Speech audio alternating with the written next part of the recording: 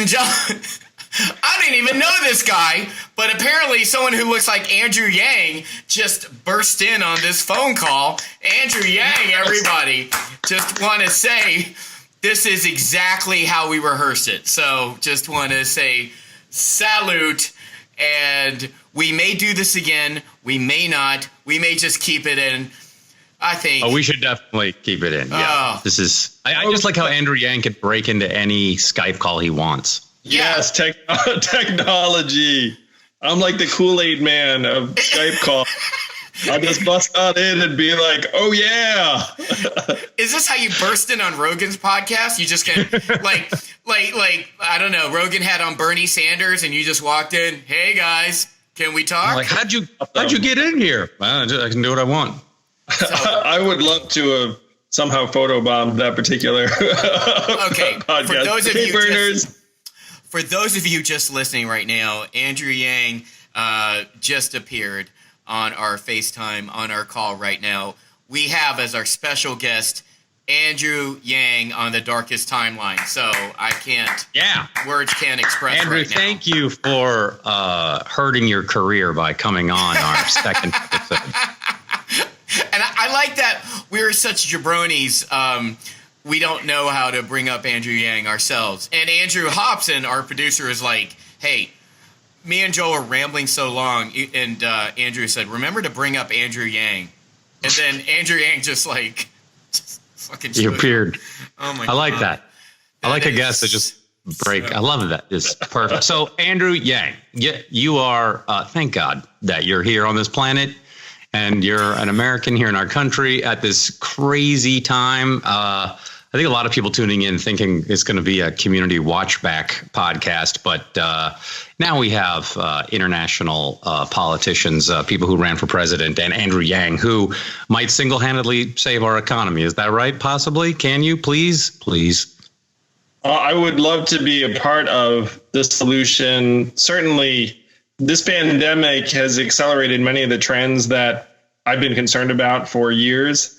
And it's highlighting the need to put money directly into people's hands. Right now, it's a necessity for families to stay afloat, but it's going to continue to be a necessity because the dark truth is that our economy is not going to snap back to what it was after this virus clears. That's just not the way organizations work. It's not the way consumer confidence works. There are many, many people right now that are unfortunately battening down the hatches and preparing for a really rough period. And I think that's unfortunately the right approach.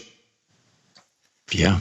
Andrew, you can see. Go ahead, Ken. Andrew and I are friends, and I endorsed him during his historic presidential run. And it was an honor to endorse you because you are the first Asian American Democratic candidate in presidential history to run for president, and it was just it was such an honor. And Andrew, that's not why, Ken.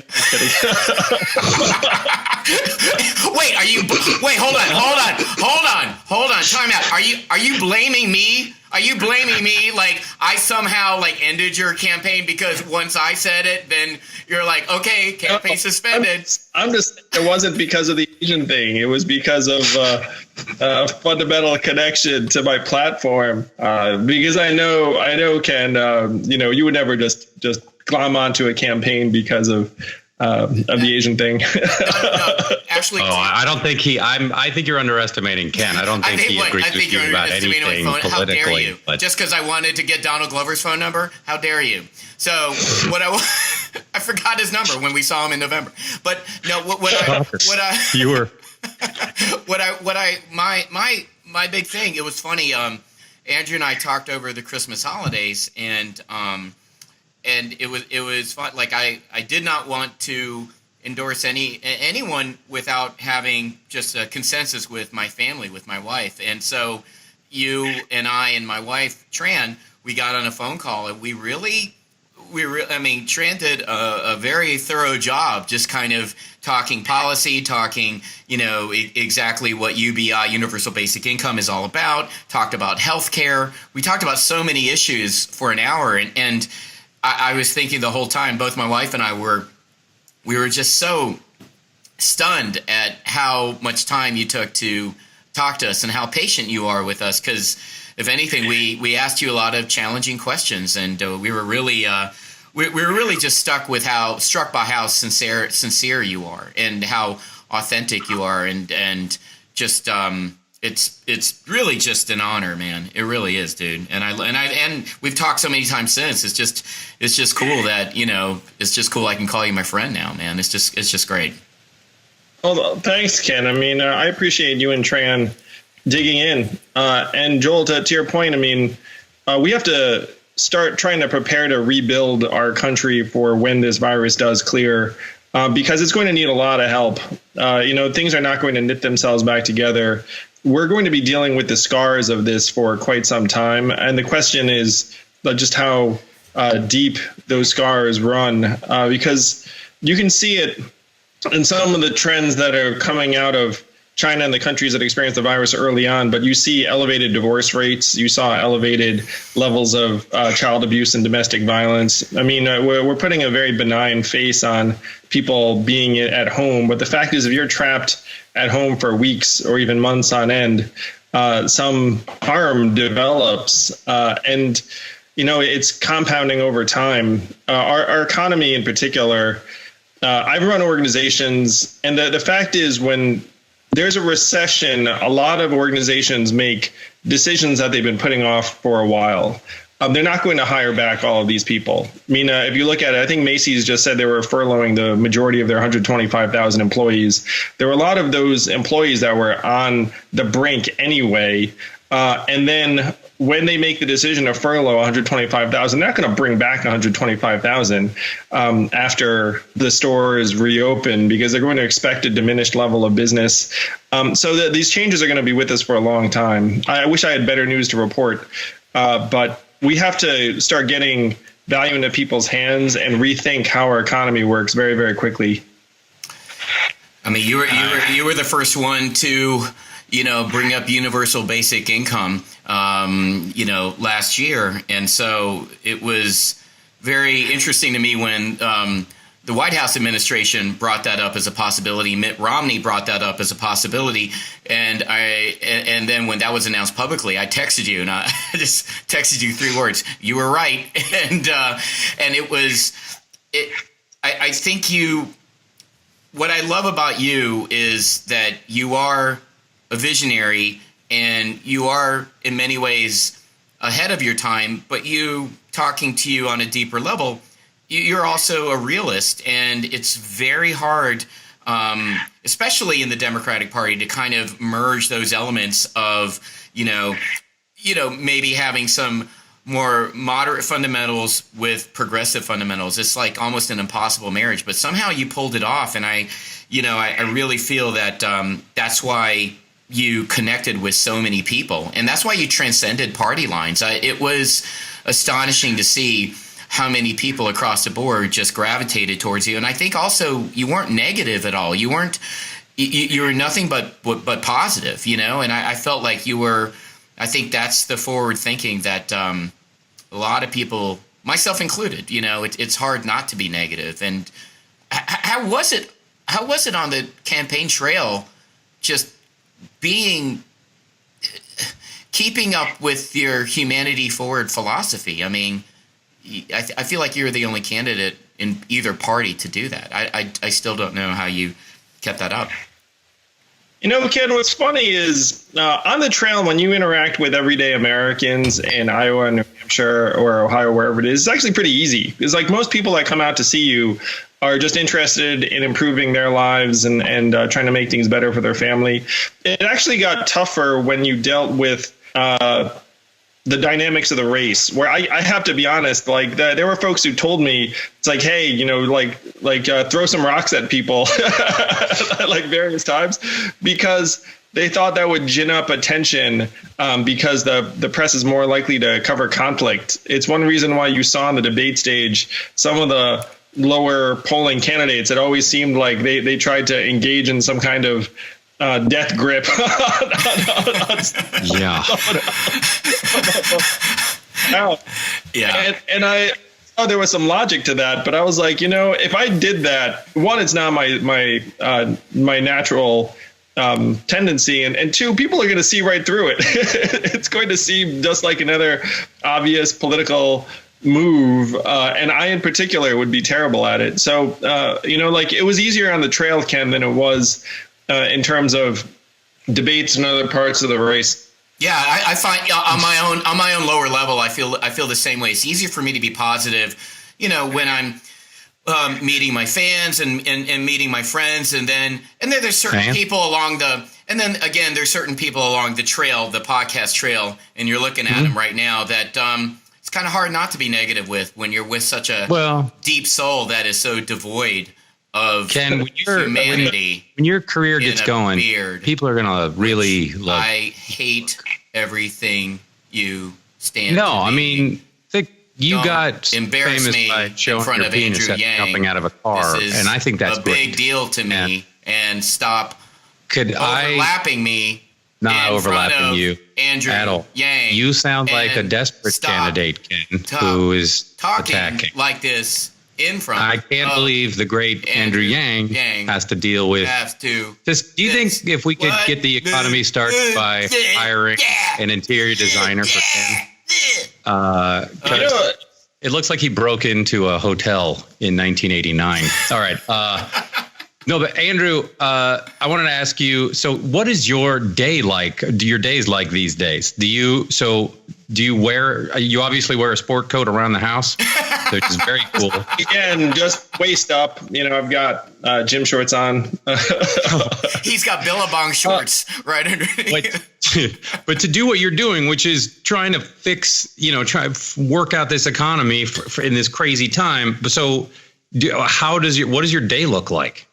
It is frustrating, and I feel for folks like Joe Biden, who's like the presumptive nominee, and he's trapped in his house just like the rest of us. And you and Ken, Joel, are kind of professional entertainers, and so if you just stick a camera on you, you can like make it work. That's not the case. That's not the case for most political figures, honestly. Like you can't just like stick a camera up and be like, go. And so it's harder for public officials who are trying to do positive things. For me personally right now, I'm maybe busier than ever. And a lot of the work that I'm doing can be done from afar or virtually. So the thing I'm proudest of right now is that we've raised $1.25 million and given away about 1.1 million of it to needy families around the country through my organization, Humanity Forward. So if you're listening to this and you need a micro grant of $250 to $500, you can go to movehumanityforward.com, and no promises because demand is far outstripping our ability to meet it, but we'll do our best. And if you're able to donate, you can do the same, and every dollar will go to someone who's in need right now. So that's keeping me busy. I'm launching a podcast. It sounds very original, but I have to say it was in the works. I've got. Is it a rewatch of Family Ties? I did like. Hey, I'd watch that. I'd listen to that. Andrew Yang. He does a Mallory rewatch. That's what I want. I would love, Andrew, you'd be like, well, this is where Mallory got her boyfriend, Nick. Yeah, exactly. And then Nick goes, I love this. Hey, Mr. Keaton, hey! I would love that. I was a big Justine Bateman fan. You remember that movie she was in? I think it was called Satisfaction. Yes, I do remember that. If you haven't seen it, it's a classic of the era. So you know what? We're talking about the important issues, man. The economy, Justine Bateman, Satisfaction. These are important issues that people. All the bullet points. I really do. Yeah. I can't believe you're doing a podcast about this. Thanks for coming on, Andrew Yang. Bye. No. But I'm working on a project to try and activate people's consumer data rights. So that's very exciting because right now people don't know what's going on with our data, and it's getting sold and resold over and over again. And there may be a way to actually get money into people's hands. I'm all about putting money into people's hands, as you know. So this may be a way to do that. I'm really excited about. I'm obviously doing some work for CNN from home. And I'm working on something right now that I'm going to try and rope you both into, but it's called the All American campaign. It's around trying to call out the fact that we're all American. And right now there are many Asians who are bearing the brunt of coronavirus-based racism and hostility because people blame China for the rise of the virus. And obviously there's some truth to the fact that Chinese government screwed us all. But that has very little to do with Chinese Americans or Korean Americans or other people that are living their lives here. So we're working on a campaign to try and call out the fact that we're all American and that we all need to stay together and pull each other up. And certainly many of my friends in the Asian American community are donating time, resources, money, like trying to buy masks for communities in need. And so I'm working on that. I'm busier than ever. And it's a very strange feeling because, when you're trapped at home, like the thought is like, well, maybe I'll just kick it with my family for a little while. But like, I certainly feel a real responsibility to try and help the country through this time because it's such a painful time. I mean, the gaslighting of, it's crazy. I'll just say it. The gaslighting and calling it Chinese virus just has sickened me from the get-go, where I literally have to bite my tongue. It is just so transparent to me. It is racist. It's sickening, and it affects all of us. You do not do that. And you and I, Andrew, we've talked about it, off the record, and I'm just so happy that you're doing something about it and galvanizing the Asian American community to fight this, because we're all affected. We're all affected, yep. And not just Asian American. This is affecting us as a country. This is not what we stand for right now.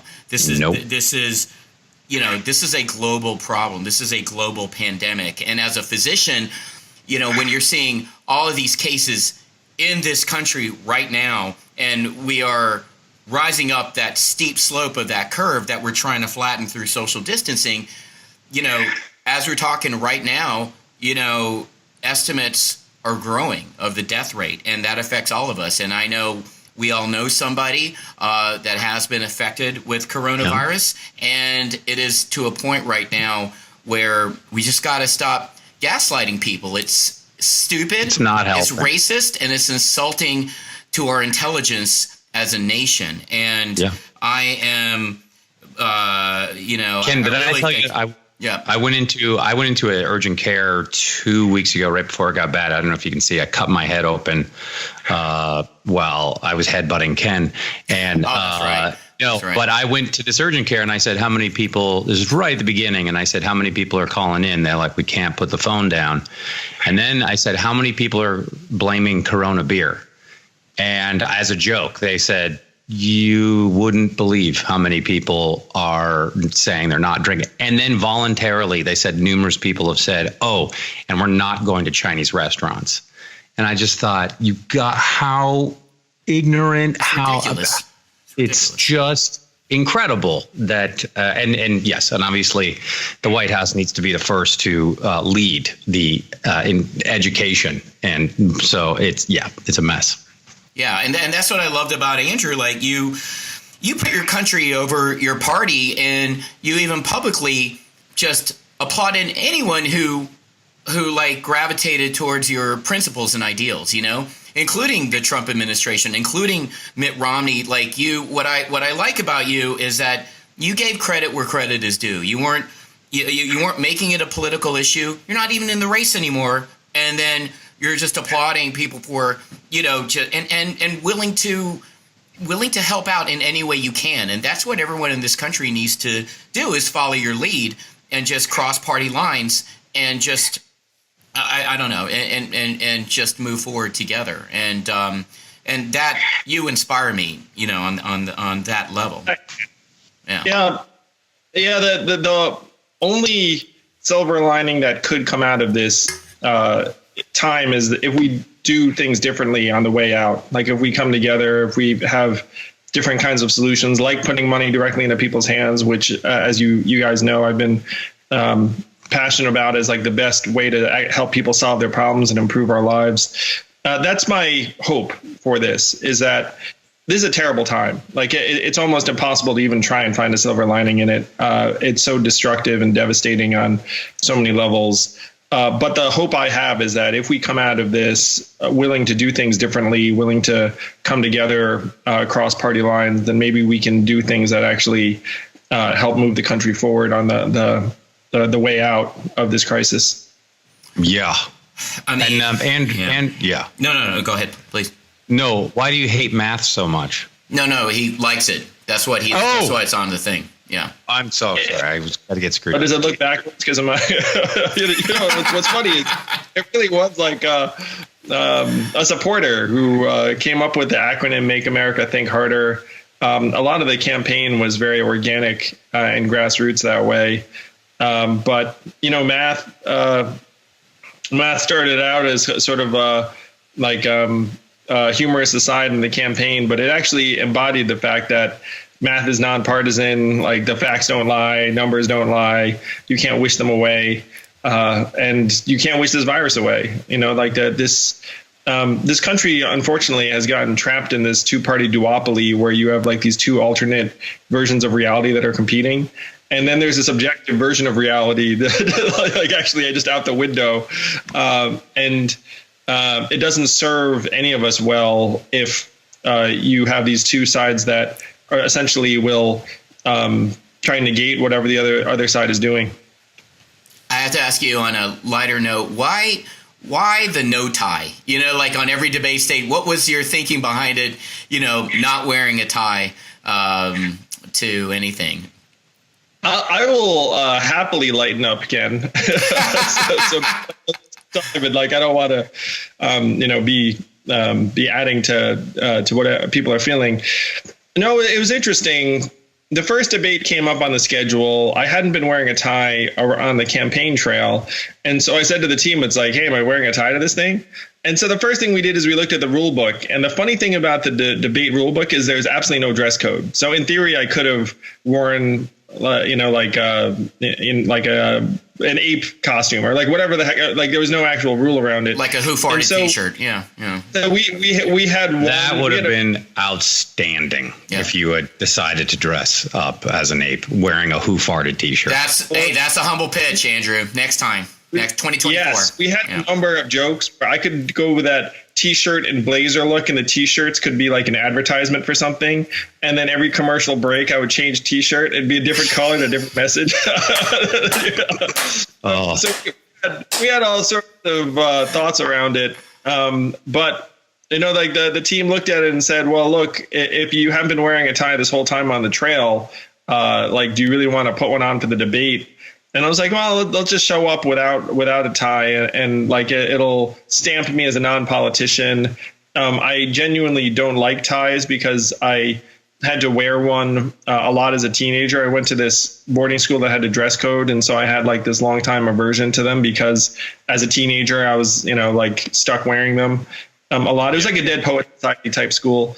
Ken also hates wearing ties because he still doesn't know how to tie them, and no, it's not. Hey, whoa! It's not about. It's more. It's more of a jowl issue than like an inability to tie. But go on, Andrew. No, please. I would say that's also an issue. Go ahead. Sorry, Andrew. Please, sorry, Andrew. Enough about my chins. I have to say, community alums. I mean, you all have done such cool stuff. I feel like most of us, right, Joe? Like the breeding ground for people who've had outstanding careers. I mean, you two and Donald and everyone else. It must be fun. Like, do you guys ever have de facto reunions? We had one. Go ahead, that we referenced on the last podcast back in November. We had a reunion in LA, and Joel organized a dinner afterwards and brought everyone to his favorite steakhouse. And Dan Harmon, the creator, the whole cast of Community was there. And Joel brought Donald Glover to the dinner, and a lot of us hadn't seen him in a while, and it was the best night ever. And I wouldn't know because I blacked out. But anyway, that's not beside the point. Andrew Yang is beside the point. So, but we had such a great time, and we're to say that we're on a family. We're all on a text together. Yeah. Where right up to the very moment when we started taping this podcast, we were texting because now Community is now on Netflix. And so all this press just came out and we were all making fun of it. And it's great that we all still like each other. And we look back on that time as a magical time that had a lot of hours. Well, the viewership is about to multiply because literally everyone's stuck at home and Community is now on Netflix. Oh my gosh. Like literally, I think 5 to 10 times more people are going to watch it over this. I mean, I have to say it was successful in its time, but everyone always said the ratings were terrible. And then I would always look at the ratings. I'd be like, they're pretty good. And we're up against Big Bang Theory. So what's going on? And I don't have a chip on my shoulder about that at all. Yeah, Joel, stop complaining to Andrew Yang about the 2011 ratings, all right? Just stop it. Andrew Yang doesn't want to hear it. He is a man. Go ahead, Andrew. Let's talk more about Justine Bateman, Joel. Now think about this. Like literally 100% of Americans are like at home. I mean, not 100. You'd probably say like 95. They're probably 5% that are, or actually more than that if you include. Anyway, so let's call it like 90% of Americans are at home. And then of them, you figure half of them have Netflix or have access to someone else's Netflix password. So you're looking at, you're looking at tens of millions of Americans watching you all in your prime. You know, at your comedic heights, or not your heights, because you're probably funny. Yeah, no, that was Ken's fine. I think that was the best that Ken could do easily. I think we would all agree on that. I unfortunately agree too. But moving on. Donald, his career just tanked afterwards. Yeah. And exactly. You guys were definitely carrying Donald around. That's clear. Boom. We're gonna grab that. We're gonna grab that soundbite, and that's all we're gonna record. That's all we're gonna display. We carried Donald. That came from Andrew Yang. So that's amazing. Yeah, we're gonna see a lot of royalties from those Netflix shows. Oh wait, that's right. We won't see anything. These are the complaints that I have. Wait, Andrew, I got a question for you. I'm turning it serious again. I read a thing going like questioning how food supplies are going to what's going to happen with food supplies in the next couple of months and there was a lot of questions like are they going to stop and I wasn't sure if it was just a way to scare everyone or we should truly be worried about the food supply chain. From what I've seen, production is still continuing. Like everyone in that sector is considered essential. And then the processing is continuing. The transportation to grocers is continuing. I haven't seen anything that leads me to think that any of that is being impacted because everyone in that industry is considered essential. Now you are seeing a couple of like strikes at Whole Foods and things on the front end, but that's in the scheme of what we're talking about, relatively marginal. I would be concerned if food producer companies and packers and truckers and like if I saw strikes in those sectors, that would be like a huge danger sign. But I haven't seen anything like that. I certainly sympathize for the Whole Foods workers because literally all of their friends and neighbors are being told to stay at home for their health. And then they are continuing to go to work and they're in very public facing environments where they could plausibly say, it's like, you know what, I interacted with dozens of people today. Like some of them were definitely within breathing range, like I'm like not getting exactly paid hazard duty pay. And so the fact that they're striking or protesting makes perfect sense to me. But I haven't seen anything that suggests our food supply is endangered in that way. What do you think of the run on toilet paper? I mean, I tweeted something that said, like, in theory, we'd be using the same amount of toilet paper as we ever did. Like, it's not like all of a sudden, like, you need like twice the volume. It's unfortunate. Certainly when I saw an empty toilet paper shelf, it got me thinking that if I did see toilet paper, I'd buy an awful lot. Right. I think some of it really is just like crowd behavior, where as soon as you think something is going to be scarce, and it wasn't just toilet paper. It's like when I was going around the grocery store, I think eggs were scarce. one trip I went, and then I was like, I got to find some eggs. Like as soon as you, and then the next time I went, then there were plenty of eggs. So, there's probably just some randomness to when each grocery store gets supply. But I think toilet paper kind of just ended up feeding on itself as a thing because we all started seeing that there were shortages. And then if you did see some, then you bought it, a lot of it, and probably made the shortage worse. Yeah. I mean, Ken uses a lot of toilet paper. Go ahead. You can see his entire bedroom is made out of it. So go ahead. Welcome to my cottonelle bed. But it's I have an endorsement with him. Whatever, Joel. It's zero. Go ahead. North. What really, whenever I think about you is, knowledge is power, and facts matter, science matters, and I think right now is proof positive that we can't deny the science, and it's all up to us to keep updated. For me, and my wife's a physician as well, it's so important that, and I preach this all the time on the podcast and on social media. I think the best source for me is cdc.gov. Their COVID-19 sites are updated continually, and it's evolved, and it's always an evolution. And I think really the best way to get behind all this is knowledge. And I think that's what you have been preaching all along is knowledge is power, and we got to stay informed, and we got to stay updated and stop living in denial. Stop being, part of that Kubler-Ross death stage of just, denial right up front. And whereas some people in power are and were, and now that's evolving. And I think that's really, we have to get together and accept this reality, and then get the brightest minds to get new FDA, FDA has approved emergency use of hydroxychloroquine. And I get that. And there's some promising studies, like Cedars-Sinai has remdesivir, which is this amazing antiviral that's shown promise for SARS and MERS. And they're doing that at Cedars-Sinai right now. It's just really the best way to fix the economy is the medicine, is the science, to get randomized controlled trials that will lead to FDA approved drugs. And also,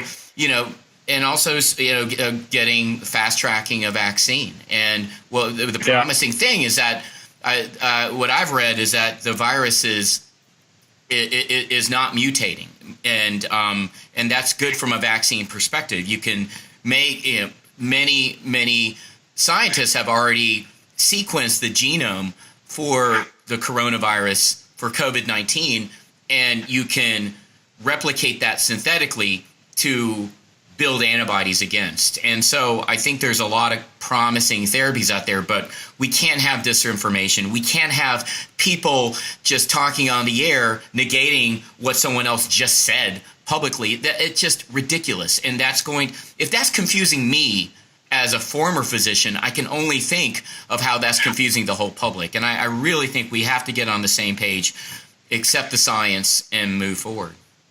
Yeah, the best way to fix the economy is to get the virus under control. There really is no other way.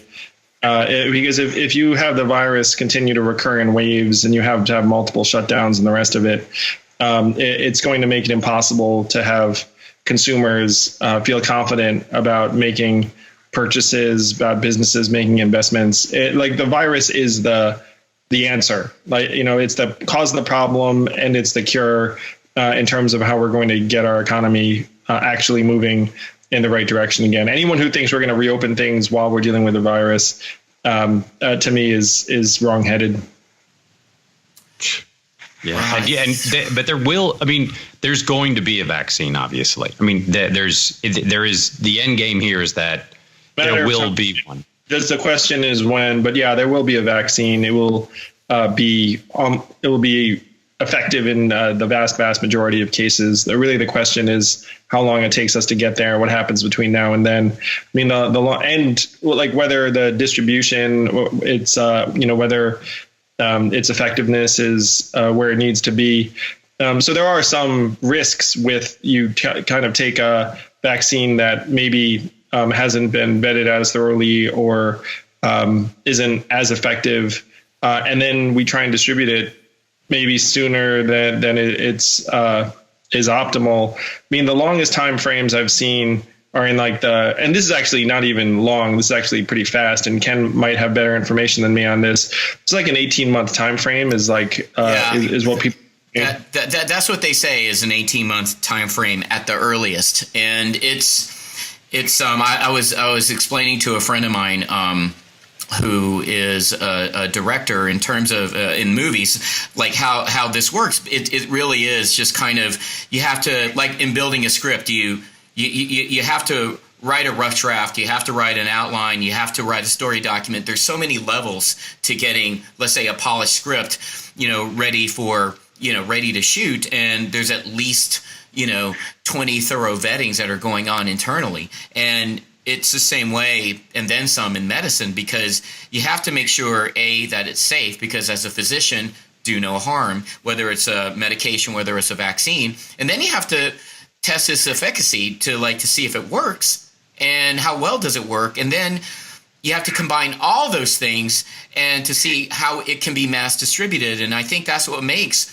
hydroxychloroquine so attractive. It's so funny, even I would have debates with my wife about it. My wife still practices, and I read that French study that all the hydroxychloroquine rage was about, and I was like, that makes sense. If it's like you have a study of like maybe, I don't know, a half dozen people that were on hydroxychloroquine, half that were not, and then the hydroxychloroquine study, they showed that they all had improvement.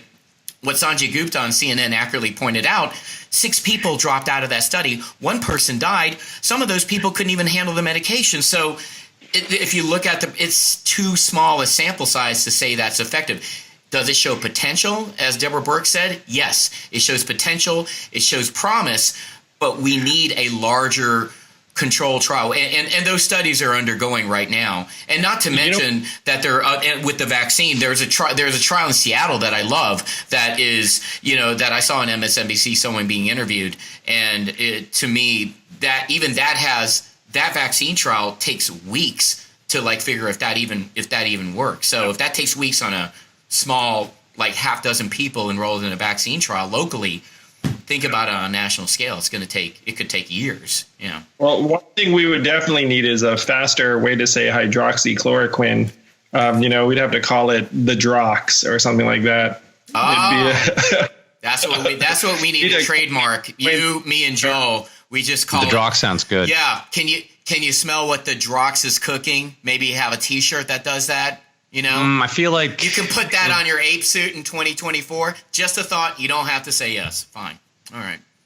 He said yes. I think that was a yes.